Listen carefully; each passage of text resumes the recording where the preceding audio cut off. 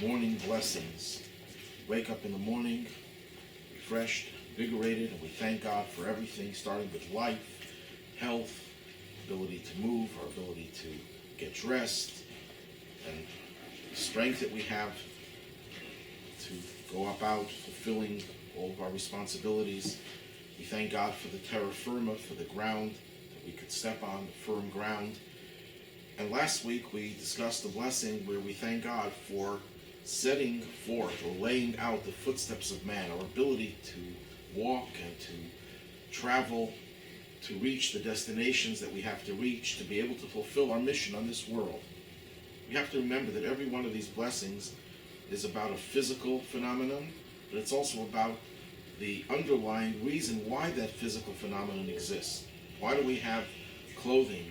So we can be able to weather the storms outside and control the environment so it doesn't affect us adversely, so we're able to study Torah and do mitzvahs, help others. The same thing is true with every one of these blessings. And now, after we've thanked God for our ability to move forward, we then thank God for something else that is very general, it seems, but the way it's understood is very narrow. The blessing reads as follows, after the traditional opening of every blessing: "Blessed are you, God, our God, King of the universe." And then we conclude with the words in Hebrew, "She'asa li kol tzarki," who has provided me with all my needs. This is a very cryptic blessing. What do you mean by all my needs? What needs are we talking about over here? So the Talmud explains this blessing is said for the shoes that we wear. Why is that called all my needs? We'll soon discuss. But the very fact that we're talking about shoes now indicates that there's a special requirement to thank God that when we go out and we walk, we have the shoes that protect our feet, literally protect our feet, so that we don't get hurt as we go forward into the world.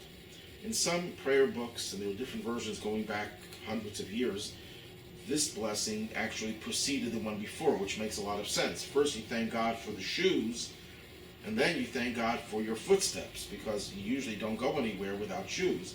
But in many cases, people would not put on their shoes until they were ready to go outside, but they still would start walking. Either way, everyone agrees that this blessing is for the shoes that we have. And here again, ties in with the general thrust of all the blessings, the underlying motive of all the blessings. We're thanking God for our ability to fulfill our mission. If we have to go out into the world, we need protection. We need all sorts of protection, not just physical protection from the elements, but we need protection from the influences, the hostile, negative influences that are in the outside world. And that's why we needed clothing, spiritual clothing, not just physical clothing. And we also need shoes to protect our feet. That's additional protection that we need in going out. While we're still in the house, we can still get around without the shoes, because the protection that we need, spiritual and physical, is not as strong, even though insidious influences can harm you in your home, but you're more or less protected from the outside at least. But when you're ready to embark on a journey outside of your own protected environment, you need the additional protection of the shoes. So now let's go into the source and the deeper meaning, and then the deeper and deeper meaning. First of all, the Talmud, Tractate Brachos, the tractate that deals with all of our blessings, says the following: when one puts on his shoes, he says, "Blessed is the one who provides me with all my needs." What does that mean? So commentaries explain that if you don't have shoes and you can't leave the house, you can't go about doing your work, you can't go to the farm to produce your vegetation, you can't go to material existence, none of your needs will get taken care of. So you need the shoes to be able to take care of your needs. Once you have your shoes, you can take care of your needs. And the fact that shoes are highlighted over here is based on another. They should sell whatever else they have just to procure a pair of shoes. Because without shoes, you really can't accomplish anything. You can't go anywhere. Again, very down-to-earth, very simple explanation.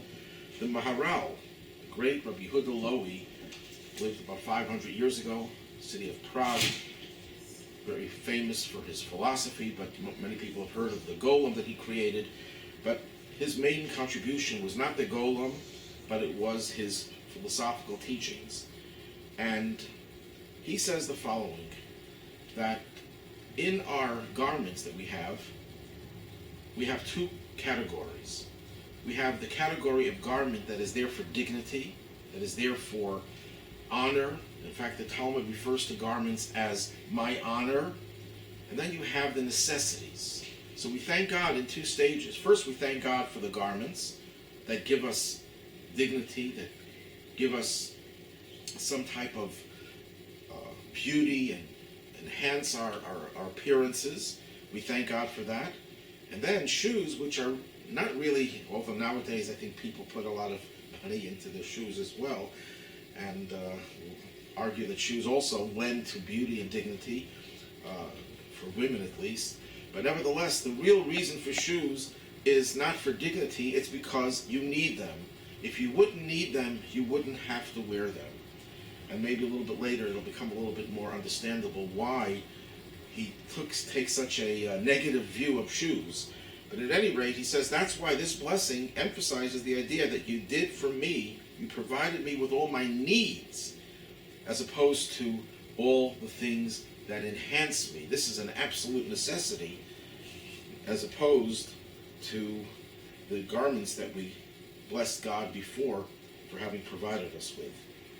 That's why it doesn't say God provides us or me with shoes, because the shoes are not really something to write home about. They're a necessity, and that's the emphasis here, the necessity. The Alter Rebbe, the first Chabad Rebbe, looks at shoes in a little bit of a more uplifted fashion by saying that shoes, because they are worn on the feet, the lowest part of the body, they actually support the whole body. And maybe in a philosophical sense, we always look at the head as the highest part of the human being, and of course it is. It controls everything. But the head cannot go anywhere without the feet. And the feet can't go very far without the shoes. The Alter Rebbe, in one of his very famous discourses, explains that Jewish unity means that even though there are head people and there are toe people and everything in between, and the head people are the most important, they control everything, the head people can't go anywhere without the feet. And in that respect, the feet are the head. Every one part of the human being has an advantage in which respect it is considered the head of every other. So when we thank God for the shoes, we're saying that it's not just one garment, it's what establishes our whole stature. Once we have shoes, we could stand and our whole body is capable of doing what it has to do. So in that sense, shoes are extremely positive, not just an absolute necessity, but we would try to get rid of it if we could. It has this very positive aspect to it. It's interesting that this blessing, according to most opinions, is not recited on Yom Kippur and on Tisha B'Av. Yom Kippur and the Day of Atonement, where we don't wear leather shoes. And on Tisha B'Av, because it's a time of mourning, we also don't wear leather shoes. And many of the halachic, the legal authorities say, in that case, if we can't wear leather shoes, real shoes, then we do not say this blessing. A mourner, God forbid, although the Jewish law requires that the mourner does not wear leather shoes, but he does recite this blessing, because this blessing is not just for something that you benefit from, even though it uses the term me. It's a blessing that is for the whole world. And since there are other people who are permitted to wear shoes, even the mourner, though he is not permitted, he still says this blessing. But one could take something out of this. The fact that a mourner does not wear shoes suggests that when a person is in a state of mourning, they are isolated, they are detached from the rest of the world. It's a time of introspection, a time of withdrawal from the world. Shoes are the part of the person's attire that represents his connection to the world. The mourner is disconnected, so he doesn't wear shoes. In a similar vein, you could say that about Yom Kippur. Yom Kippur, we are detached from the world, not because Yom Kippur is a sad day, a day of mourning, but because we are detached from the material aspects of the world. We don't eat, we don't drink, and we don't wear the shoes that emphasize our engagement with and our association with the material world. Let's focus a little bit on the grammar of this blessing. It's a pretty unusual blessing. It's in the past sense. Who has provided me with all my needs. All the other blessings are in the present. Who lays out the footsteps of man, not who has laid out the footsteps. Who spreads out the earth above the waters, not who has spread. When you talk about the garments, to make this parallel even stronger, this contrast even stronger, you thank God who clothes the naked, not who clothed, past tense. Why is this blessing in the past tense as opposed to all the others? That's one of the questions that many commentators ask. And we'll share some of the answers that are given.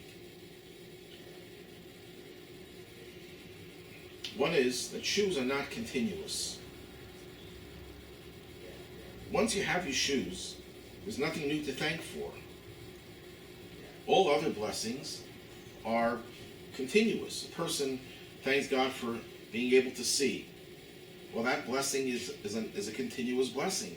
You need to hear, you need to have your eyes working all the time. Whereas shoes, once you put them on, what else are you thanking God for? He already took care of that. But it's not a good enough answer, because then why with clothing? Clothing also, once you put on the clothing, you're already taken care of. Unlike the eyes and the ears, you have to have continuous blessings. So we still don't have a good answer. So the real answer is that shoes are really not all our needs. No one will say that if you have a pair of shoes, you're a rich person, you have everything. Then why do we say, God, you provided me with all my needs because we have shoes? Because through wearing shoes, it enables you to go out and to procure all your needs. So how could you say in the present, God is procuring all my needs, when it's not true? You haven't just done anything yet, you just put on your shoes. So you say, God provided me with the means that I can procure my needs, and that's past tense. He has already provided you with those shoes. Whereas everything else is not about all your needs, it's about that particular need. So that's can be said in the present. He's still giving it to you. That's one answer. Another answer in a commentary, Hasidic commentary on the prayer book called Slosa d'Avram. In those days, shoes were the last thing a person would buy, and the last thing you would put on. Once you had your shoes, all your needs were taken care of. So it's past tense. The Vilna Gaon, known as the Gra, of Vilna, he explained that it's a blessing for the independence God gave us in the past. In the past, God gave us our independence, and once we have our independence, we can go out and take on the world. What is the symbol of our independence? Our ability to get out. A person confined to their home is not independent. They're a prisoner in their own home. The mourner, as we mentioned before, although he's physically capable of leaving, is supposed to stay at home, so in a sense he's confined. The shoes symbolize your independence, and therefore you got your independence the second you already have your independence, the second you have your shoes. Even if you didn't leave the house yet, the fact that you have the ability to leave the house means I am now free, I'm independent, I can choose to go wherever I want. Whereas a person without the shoes can't really leave the house, so that person is not independent. So that's what we say, God, you provided me with all my needs. All my needs means my independence, and that's something of the past. Then I saw a beautiful explanation that comments on another grammatical anomaly here. In all the blessings, it doesn't say anything about the person himself or herself. We're just saying God opens up the eyes, He frees the bound, He straightens the bowed, He clothes the naked, and so on. Here we say, has provided me with all my needs. Why all of a sudden is it me? Why is the focus on me as opposed to all the other blessings? We don't say, who provided me with clothing, but it's Here it's provided me with all my needs. The Hasidic master, Rabbi Moshe Leib of Sasov, who is known for his Ahavas Yisrael, his passionate love for every Jew who would go to great extremes to help do things for others, he says it very simply. You may never feel that God has done everything for another. While you can always thank God and say, God, you did everything for me. Every one of my needs you've taken care of. I am content with everything that you did for me. But you can't say that, God, I'm so thankful that you provided the other person with all their needs. Because number one, that's your job to provide the other with all their needs. God gives you the wherewithal, but that's your job. For yourself, God took care of it. You can be satisfied with whatever you have. So therefore, we emphasize here that you did for me, you provided me with all my needs. The other person, I have to provide for, and we don't put the burden on God. Of course, God does everything, but he does it vicariously through us.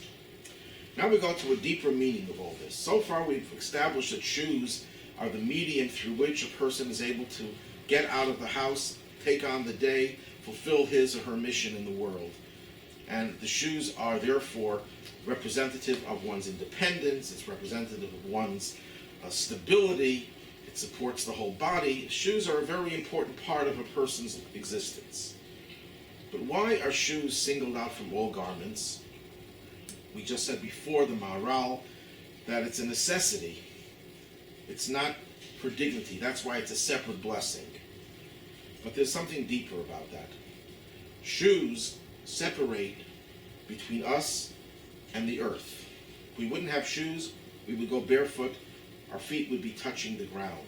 The idea of shoes is to separate between us and the earth. Why do we want to separate? Where do we find that we take off our shoes? Many people are familiar with the story of the burning bush. Moshe Rabbeinu, Moses, comes to this burning bush and he can't understand what's going on. It's burning and it's not being consumed. And he starts getting closer and he hears this heavenly voice, take your shoes off. The ground that you're standing on is holy ground. So what does that have to do with anything? Holy ground, so take off your shoes, why? And we know that when a person would enter into the holy temple, they had to take off their shoes. Why is taking off the shoes, and there are many other biblical examples, post-biblical examples, where people were told to take off the shoes when they're going in holy ground. Why is it so important to take off the shoes? And the answer is because the earth is a symbol of earthiness, of the material, of the non-godly. And a human being has to show that they have to separate between their bodies and the earth. The human being has to be above the earth. The human being has to demonstrate that they're not bound to the earth. The earth is bound to them. So how do we do that? By wearing something that interposes, that separates, and poses a barrier between our feet, our body, and the earth. And we find the story in the book of Samuel, Shmuel, when they were carrying the ark, and a man called Uzzah died because he mistreated, did not show respect to the ark. And the simple translation of the Midrash says that he showed disrespect by actually relieving himself in front of the ark. Another commentator says no, he can't imagine that anyone would do something as stupid as that, as dishonorable as that. What it means, and it fits into the wording, that he wore his shoes in front of the ark. And that's what the idea the words of the Midrash is, he did his needs before the ark. That's the same term used here. God provided me with all my needs, which means my shoes. That even when he was standing in front of a holy ark, which is the representation of holiness, why did you wear shoes? Why do you separate between yourself and something that is holy? Yes, the earth universally is not holy, but we're talking about holy earth. There's no reason, there's no need to put a barrier between yourself and that earth. There's another commentary that says something similarly about shoes, but adds a little bit of another dimension to it. That the reason why we put shoes on is because the earth was cursed. When the Torah tells the story of Adam and Eve, after they partook of the forbidden fruit, they were cursed. Adam was cursed, Eve was cursed, and the earth was cursed. Well, we don't want to associate ourselves with a curse. We have to put a separation. Obviously, it doesn't mean that the earth is bad. I think people could get the wrong impression that somehow the earth is bad and we want to keep away from it. Then we shouldn't become farmers, and we should distance ourselves from anything that has to do with the earth. In fact, many Jewish leaders in the past encouraged Jews to engage in farming. And there's nothing wrong with farming, nothing wrong with dealing with the earth. But that's because you're changing the earth. You're using the earth's energy to overcome the curses. That's very different. It's like a doctor who treats patients who may have a contagious disease. Normally you tell everyone, keep away from that patient. But when you're treating the patient, that's the very reason why the patient was cursed. So that's the reason, that not that the person is sick, but that's the reason why you exist, to treat that patient. If you're not treating the patient, obviously you should keep away from someone from whom you could contract a contagious disease. Same thing over here. The earth is cursed in the sense that God said, I am going to make the earth pose many challenges. Therefore, when you're working on the earth to overcome the challenges, that's why it was put in that position. But if you're just walking and you're not using the earth, you're not cultivating the earth, you're not redeeming the earth, you should recognize that there's a curse, and it's your job to undo that curse. That is a little bit of a commentary on what he says. And this is how one of the Hasidic masters, the work called Igra de Pirka, says that that's why it's called all my needs. Having shoes is all my needs, because the greatest need a human being has is to detach oneself from that which is cursed, from the negative, and to always be associated with something that is positive. That's why on Tisha B'Av, he says, why don't we wear shoes on Tisha B'Av? Unlike the explanation I mentioned before, because it's a day of sadness and a sign of mourning, we take off our shoes. He says, no, it's for a positive reason. It's because if shoes is to separate between us and the curse, what is Tisha B'Av about? Tisha B'Av is about anticipating the redemption, the coming of Mashiach. The Talmud says that Mashiach was born the first period after the destruction of the second temple. The Talmud says the soul of Mashiach already entered into this world. In every generation, there's a soul who enters into this world to be the Mashiach if we're worthy. So Tisha B'Av is a time when we're supposed to anticipate the end of the suffering, the end of the exile, the beginning of redemption. Oh, you're focused on the beginning of redemption. That's going to transform the curse into a blessing, so that we no longer have to wear shoes when we're dealing with a blessed earth as opposed to a cursed one.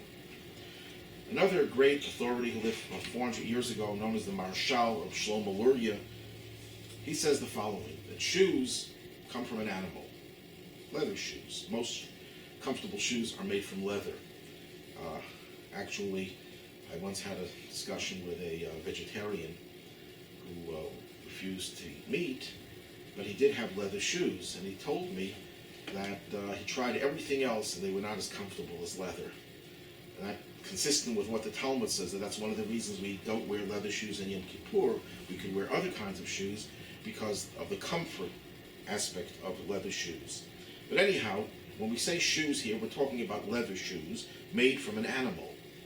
If a human being has dominion over an animal, then he has dominion over everything, because the highest form of existence next to the human being is the animal. If you could control and have dominion over the animal, you could have dominion over plants and inanimate things as well.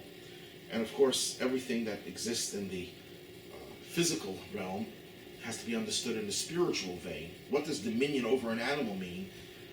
And dominion over the world, it doesn't mean to plunder it, destroy it, demonstrate you're better than everything. It means to refine the world, elevate it, make it useful for higher purposes.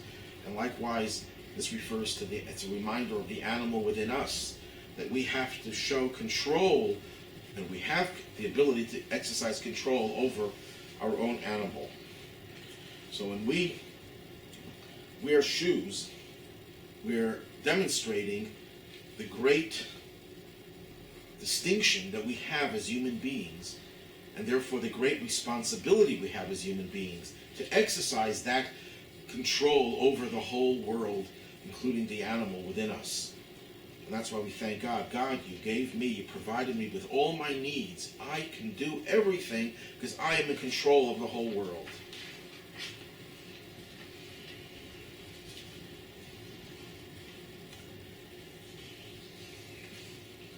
I'm going to skip to the mystical dimension.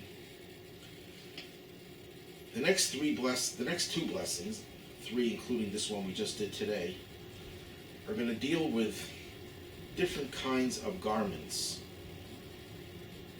This one we deal with shoes. The next one is going to deal with the belt. And the third one is with our head covering, which we'll discuss, God willing, in future weeks. In the past, the spiritual and mystical idea of the blessings, that the blessings were not just about God provided us with our material needs, but God also empowers us. He gives us spiritual energy. There are two types of spiritual energies. The spiritual energy that we have is, of course, in our neshama, is our soul. But our soul exists on two planes. There are internal faculties and external faculties. Part of our soul is internalized within our bodies, and they work within us, but because they're within our bodies, they do have certain limits, because they are geared to the constraints and the limits of the physical body. The soul, there's a part of the soul that is outside of the body, and they're connected. There's a relationship, there's a connection between them. And that's why the Baal Shem Tov says that sometimes people feel inspired spontaneously, is because the external part of the soul has heard the heavenly voice that beckons us to become more godly, and it relays it to the soul within the body, so that the person feels inspired, doesn't even know why, because the soul within the body doesn't really understand what it's hearing. It's the soul outside of the body that does. But nevertheless, every now and then, the soul outside of the body awakens something within us and energizes something within us. And that exists on several levels. This blessing refers to the external aspect of the soul, which is sometimes referred to as the Yechida, the one and only, the one that's united with God, or the Eitan, the strength, the powerhouse of the soul. And that transcendent aspect of the soul gives us energy to work on our shoes. Shoes referring to the lower part of the body, the leg, the feet and the leg, that in terms of our personality, in terms of our emotions, refer to those emotions that are not really very passionate. Because in emotions there are two levels. There's where your emotions are strong and passionate, and where you lose the spirit and you lose the ardor and the power, and you're a little bit lethargic. And then at that point, if you're committed to someone, let's say, that you love passionately, but now you don't feel that love, you use what is called netzach. That's one of the 7 emotional attributes. You persevere, you force yourself, you don't give up even if you don't have that feeling. So how do you awaken the power of netzach within you, the power of perseverance and tenacity, and keep on going, not giving up, no matter how little you feel committed or emotional about something positive? That you need the power from the external soul. And that's what this blessing is about. It is the encompassing part of the soul that is above us, that it energizes what is called in Kabbalah the 3 lowest traits called Netzach, Hod, and Yesod, which represent the part of the person that is not filled with deep feeling, but nevertheless motivates us to act the right way. And that translates in doing things with self-sacrifice, even if we don't feel the excitement about it. We're lethargic. And one final comment from Moshe Cordovero, a famous Kabbalist who lived in Tzfat over 400 years ago. He was right before the Ari, the greatest Kabbalist, and he was like the greatest up until the Ari. And he writes that there are 4 spiritual worlds, and we inhabit the physical world that is lower than, of course, the 4 spiritual worlds. The highest spiritual world is called the world of Atzilut, the world of emanation, where God's light is all-powerful and all-consuming. And then it goes down, the light becomes more attenuated and contracted until we reach this physical world. So one would think, well, if God creates a lowly physical world, this is the way he wants it to remain. No. God generates his energy down from Atzilut all the way down to the world of action. That's why it says She'asa. He made it. Literally, Asa means he made it. Our world is called the world of Asiya, the world of action, the world of making. That God brings all the energy that we need from the highest world down to even the shoes, the feet, the world of action. And for that we are grateful to God that he brings and energizes us with the highest spiritual energy down to our world. God willing, next week we'll continue with the morning blessings. Thank you for joining us tonight at the prayer commentary. Thank you. That makes me even more sad, Rabbi, about the things they took first from the Yidden when they went to the camps with their shoes. They took away their shoes. So that means that, that had a lot more effect than what you just think about when you think about taking your shoes away. Right, you shouldn't take it for granted.